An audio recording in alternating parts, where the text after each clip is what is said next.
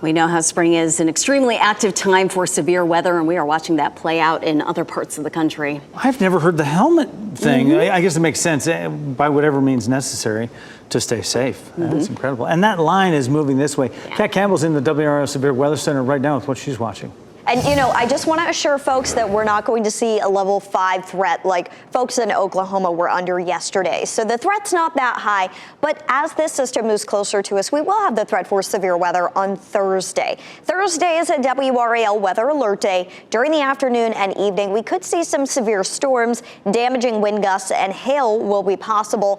At this point, it's too early to say that tornadoes will be a risk here. We're going to monitor that risk with some new high-resolution model data that we'll get in later this afternoon. So check in for an update on any potential tornado risks starting at 4 o'clock after I review that data. The impacts, it would be storms possible for the evening commute and perhaps some power outages if any of those strong wind gusts do materialize. There were a lot of storm reports out in the Midwest over the past 12 hours. Tornadoes reported, of course, in Oklahoma. We had that tornado near St. Louis that unfortunately caused a lot of damage as well. This is a reminder that when you look at all the months of the year in North Carolina, May is the #1 month for tornadoes. So we're going to keep an eye on this system for you, and we'll keep an eye on any severe weather threat throughout the month. But it's a good reminder to review your severe weather safety plan with your family. So here comes the front. We are going to see another wave of low pressure develop along that front. There are some storms in Tennessee right now. We saw some rain earlier this morning, even a few rumbles of thunder near the South Carolina line. I think that we're going to see a lull in the rain activity this afternoon. Perhaps an isolated storm develops later this evening, and given how hot and humid it is outside, there is a low-end chance that there could be a severe storm later this evening.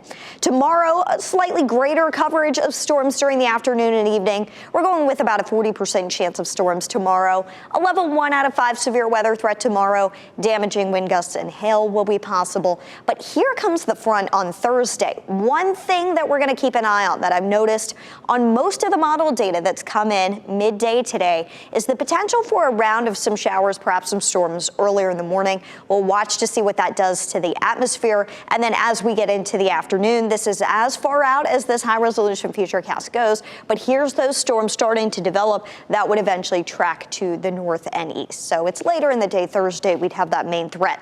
And the good news here is we need the rain. The bad news is we don't want any severe storms, but we do have rain chances and storm chances in the days ahead. So you may get a break from watering your garden finally. We're definitely off to a wetter start to May than what we saw out there last month. It's 80 degrees already in Durham. You can see a bright blue sky. What a beautiful day there at the DBAP, 80 in Raleigh and 77 in Fayetteville. Over the next 7 days, we've got more heat ahead. We're talking 92 for the high tomorrow. And then as we get to Thursday, that's the day we're really watching for our severe weather threat. Still some storms around on Friday, and then over Mother's Day weekend, we're cooling off. Sunday, a chance of an isolated storm. That chance only 30% for Mother's Day with highs near 80.